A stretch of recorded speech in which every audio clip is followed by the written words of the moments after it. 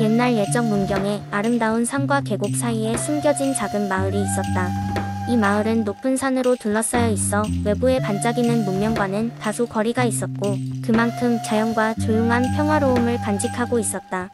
하지만 마을에는 하나의 특별한 전설이 전해져 내려오고 있었으니 그것은 바로 달빛 호수에 관한 이야기였다.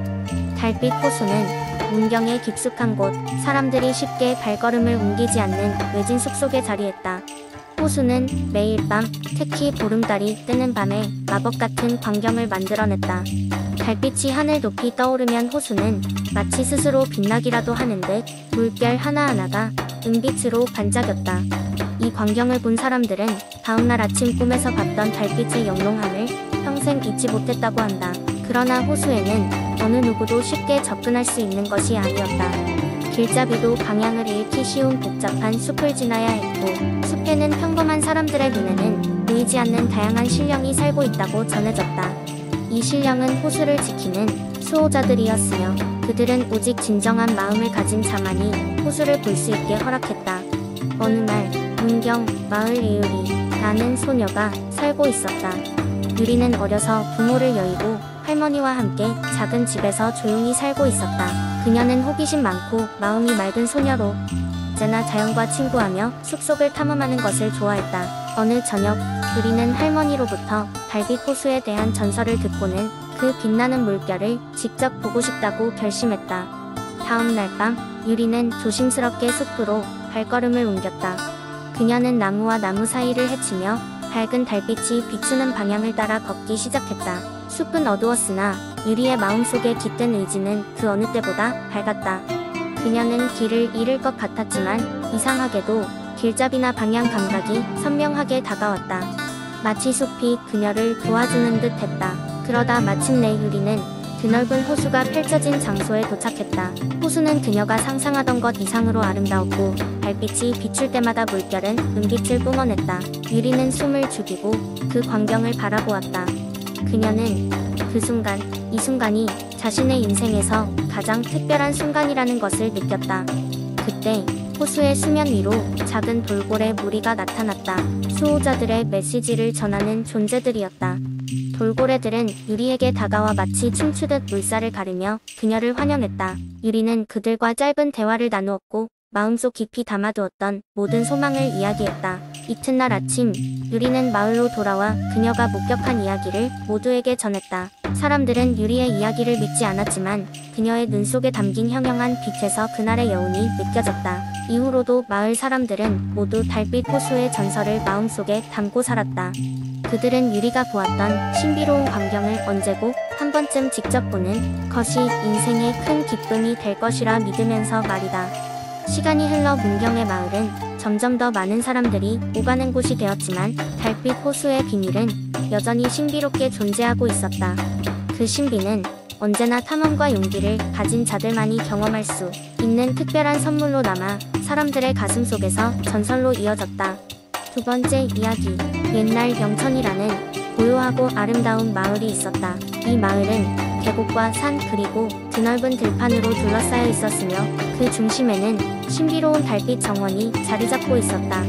이 정원은 마을 주민들에게 특별한 장소로 매월 보름이 되면 하늘에서 쏟아지는 은빛 달빛이 정원에 환하게 비추며 그 안을 걸으면 신비로운 힘이 몸에 깃든다는 전설이 이어져 왔다. 마을 사람들 사이에는 이 정원에 대한 오래된 이야기가 전해지고 있었는데 그것은 바로 정원 깊숙한 곳에 잠들어 있는 영천의 수호신 이야기였다. 전설에 따르면 영천의 수호신은 오랜 세월 동안 마을을 지키며 그들을 번영으로 이끌었고 그 힘은 달빛 정원에 숨겨져 있다고 한다. 어느 날 젊은 농부인 철수가 있었는데 그는 매우 호기심이 많고 용감한 청년이었다. 철수는 어려서부터 이 달빛 정원의 전설을 듣고 자라왔으며 영천의 수호신을 직접 만나보고 싶다는 꿈을 가지고 있었다. 그러던 중 어느 날 밤 철수는 결심하고 달빛이 가장 밝게 비추는 날 달빛 정원으로 향했다. 정원에 도착한 철수는 은은히 빛나는 달빛 아래에서 정원의 길을 따라 걸음을 옮겼다. 그는 밤의 고요함 속에서 들려오는 풀벌레 소리와 함께 숲속의 공기를 깊게 들이마시며 점점 더 깊은 숲속으로 들어갔다. 그리고 마침내 정원의 중심에 다다랐을 때 그는 마치 꿈속에서 본 듯한 화려한 연못을 발견했다. 그 연못가에서 철수는 걸음을 멈추고 그 위에 비치는 아름다운 달빛을 바라보았다. 그 순간 물결이 고요히 일렁이며 무엇인가가 연못 가운데로부터 솟아오르는 듯한 기운을 느꼈다.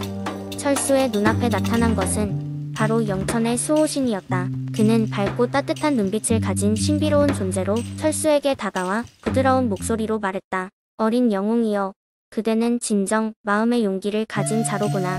그대의 꿈과 호기심이 이곳까지 이르게 하였고 이제 그대에게 축복의 힘을 내리노라. 영천의 발전과 평화에 아낌없는 기운이 되기를. 수호신의 목소리는 철수의 마음 깊이 스며들었고 순간 그의 몸은 빛으로 감싸이더니 이내 사라졌다. 수호신의 축복을 받은 철수는 마음속 깊은 곳에서 올라오는 무한한 힘과 용기를 느끼며 마을로 돌아왔다. 그 후로 철수는 마을을 위한 많은 일들을 해냈으며 영천은 그 어느 때보다도 번영하고 평화로운 시기를 맞이하게 되었다고 한다. 달빛 정원의 전설은 이제 더 많은 사람들에게 전해지며 영천의 아름다운 이야기는 그들의 마음속에 밝게 빛나고 있었다. 세 번째 이야기. 옛날 옛적 신령스러운 나주이 땅에는 마을 사람들 모두가 기다리던 전설이 있었다. 마을 남쪽 끝자락에는 이무기 강줄기가 흐르고 그 강물에 홀로 떠있는 고운 매화나무가 있었다. 이 매화나무는 매년 겨울이 끝나갈 무렵 석양빛이 짙어질 때 화려한 황금빛 꽃을 피우는 것으로 유명했다. 그러나 이 아름다운 나무에는 또한 고요한 비밀이 숨겨져 있었다고 한다. 옛날 나주의 한 마을에 진이라는 이름의 소녀가 있었다. 진이는 활발하고 남을 돕기 좋아하는 성격으로 마을 사람들에게 사랑을 받았다. 그러나 그녀에게는 이루지 못할 욕망이 있었으니 바로 저녁에 황금 매화나무를 자신의 눈으로 보고 싶다는 것이었다. 전설에 의하면 반짝거리는 황금 매화를 본 사람은 모두 행운을 얻게 된다는 이야기가 전해져 내려왔기 때문에 많은 이들이 매년 그 나무를 보기 위해 노력했지만 번번이 실패하고 말았다. 진이는 이 전설의 매화나무를 보기 위해 매년 겨울이 끝날 무렵 저녁이 오기만을 기다리며 산길을 헤맸다. 어느 봄날 저녁 그녀는 이상한 빛을 발견하고 그것을 따라가다 보면 비밀스러운 장소에 도착하게 되었다. 그 앞에는 황금 매화가 만발한 나무가 강물 위에 나타나 있었다. 너무 아름다워서 꿈만 같은 풍경의 진이는 그저 감탄하며 서 있었다. 그러나 나무에 가까이 다가가던 중 강물에서 헤엄치며 문제아처럼 보이는 젊은 이무기가 떠올랐다. 이무기는 반짝이는 눈동자로 진이를 바라보았다. 사람이 이곳에 오는 것은 드문 일이군. 왜 여기 온 것이냐? 그의 목소리는 물과 어울려 부드러우면서도 신비로웠다. 진이는 용기를 내어 대답했다. 황금 매화를 보고 싶었어요. 나주의 전설을 들으며 자랐지만 실제로 보는 것은 처음이에요. 이무기는 미소 짓듯 눈을 살며시 감았다. 이 매화는 특별한 꽃이니라. 희망과 용기를 갖고 진실된 마음을 가진 자에게만 모습을 드러내지. 내가 여기까지 왔다면 그만큼의 가치가 있는 사람이라 생각하겠다. 진이는 그 말에 감동하여 황홀하게 빛나는 매화를 조심스레 만졌다. 그 순간 황금빛이 흐드러지게 그녀를 감싸고 그 빛은 밤하늘을 물들일 만큼 강렬했다. 마을 사람들은 하늘의 이변을 보고도 모두 놀랐다. 진이는 그 밝은 황금빛 속에서 자신만의 기운을 느끼며 물러섰다. 무사히 집으로 돌아온 진이는 이후 마을 사람들에게 그날의 경험을 이야기했다. 그러나 그 이후로도 전설의 황금 매화를 본 이는 아무도 없었다고 한다. 시간이 흘러 진이는 마을의 현명한 할머니로 성장하여 사람들에게 용기와 희망의 중요성에 대한 이야기를 전해주며 살았다. 나주에서는 전설의 저녁 황금 매화나무가 여전히 그 강물 위에 자리잡고 있다고 말하지만 그것을 본 사람은 오직 진이뿐이라는 말이 있을 뿐이었다. 그리고 그 나무는 지금도 신비로운 이야기로 사람들 사이에서 계속 전해 내려오고 있다. 네 번째 이야기. 옛날 옛적 산과 강이 어우러져 아름다운 대구 땅에는 우기라는 청년이 살고 있었습니다. 우기는 부모님을 일찍 여의고 가난하지만 착하고 성실한 성품으로 마을 사람들의 사랑을 받았습니다. 부모님이 남겨준 작은 밭을 일구며 하루하루를 열심히 살았지만 늘 궁핍했고 더 나은 삶을 꿈꾸고 있었습니다. 어느 날 밤 우기는 잠을 이루지 못한 채 뒤척이다가 문득 창밖을 내다보았습니다. 평소와 다른 고운 달빛이 마치 그를 부르는 듯 했습니다. 그 순간 그의 머리맡에 놓인 작은 항아리에서 은은한 빛이 새어 나왔습니다. 놀란 우기는 항아리를 열어보았는데 그 속에는 낡아 보이는 보서 한 권이 들어 있었습니다. 보서에는 천상의 비밀을 찾는 자, 대구의 하늘 아래 숨겨진 보물을 발견하리라라는 글귀가 적혀 있었습니다. 이 희한한 사건 이후 우기는 매일 밤마다 같은 꿈을 꾸었습니다. 꿈속에서 그는 금빛 나비를 따라 대구의 산과 강을 넘고 마침내 커다란 연못가에 이릅니다. 그리고 그곳에서 신비한 여인을 만나 보물에 대한 이야기를 듣습니다. 여인은 대구의 깊은 산속에 숨겨진 연못에 대해 얘기하며 그 연못에 물 위에 떠오르는 수선화를 찾으라고 일러주었습니다.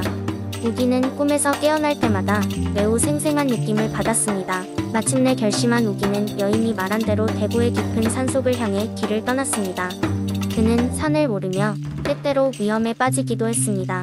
미끄러운 암벽을 오르다가 금방이라도 떨어질 것 같아 숨이 멎을 뻔한 순간 어디선가 나타난 금빛 나비가 그를 안전한 길로 이끌어 주었습니다. 며칠을 헤맨 끝에 마침내 우기는 꿈에서 보았던 그대로의 연못에 도착했습니다.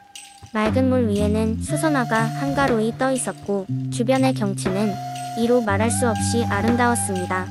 우기는 살짝 떨리는 손으로 수선화를 따자 마치 마법과도 같은 일이 벌어졌습니다. 연못 주위의 땅이 흔들리며 눈부신 금빛 장식의 상자가 수면 위로 떠올랐습니다. 우기는 상자를 열어 보고 깜짝 놀랐습니다. 그 안에는 부모님의 유산과 대구의 땅을 지켜왔던 조상들의 지혜가 담긴 보물들이 있었습니다. 더불어 여러가지 성장에 필요한 지혜를 전해주는 두루마기들이 담겨 있었습니다. 그것은 단순한 금은 보화가 아닌 사람들을 행복하게 해줄 조상들의 깊은 사랑과 지혜의 결정체였습니다. 그 후 우기는 이 보물 덕분에 마을 사람들과 함께 더욱 풍요롭고 행복한 삶을 살아갔습니다. 그는 그 보물을 마을과 나누었고 대구의 땅은 더욱 살기 좋은 곳이 되었습니다. 우기는 더욱 많은 사람들의 존경을 받으며 오랜 세월 동안 대구의 안녕과 발전을 위해 힘썼습니다. 그리고 그가 살아생전 발견한 연못과 그 비밀스런 보물 이야기는 오랜 세월을 넘어 지금도 대구 사람들 사이에 전해 내려오고 있습니다. 연못은 오늘날까지 많은 이들에게 희망과 꿈을 주며 대구의 전설로 남아 있습니다. 이렇게 대구에는 우기의 전설이 흐르고 있으며 그의 이름을 딴 닭갈비가 그를 기려 많은 사람들의 사랑을 받습니다. 그의 이야기처럼 대구의 하늘 아래에는 여전히 많은 보물이 숨어 있는지도 모릅니다.